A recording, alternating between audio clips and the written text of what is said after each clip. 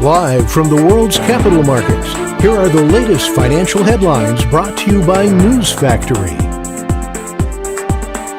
Hello and welcome to Wednesday's financial news. Stay with us for more market headlines.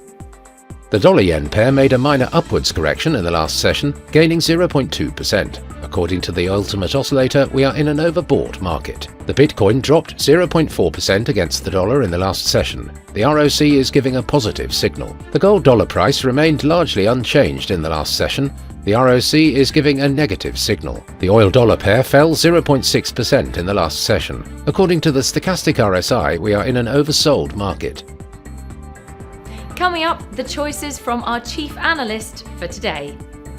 Apple stock dropped 2% in the last session. The stochastic indicator is giving a positive signal, going against our overall technical analysis. Sterling stayed at a 5-month low versus the dollar after data showed Britain's unemployment rate rose by more than expected. The pound touched its lowest since November the 17th. Crypto.com CEO reportedly said the exchange has been adding people to its staff in a move that could increase the number of employees by roughly 1,400. Many major crypto and technology companies announced significant layoffs in 2022 and early 2023 amid a market downturn, resulting in many firms including filing for bankruptcy.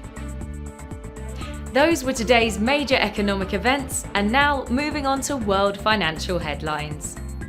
Japan's foreign investment in Japan stocks will be released at 23:50 GMT.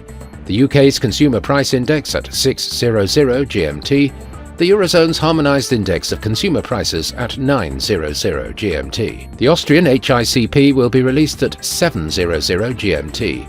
The US Fed's Beige Book at 18:00 GMT.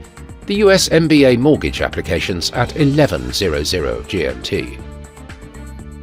We hope that you've enjoyed Wednesday's market outlook. On behalf of all of us here, we wish you a productive trading day. Be sure to join us tomorrow morning for the latest news and events from the financial markets.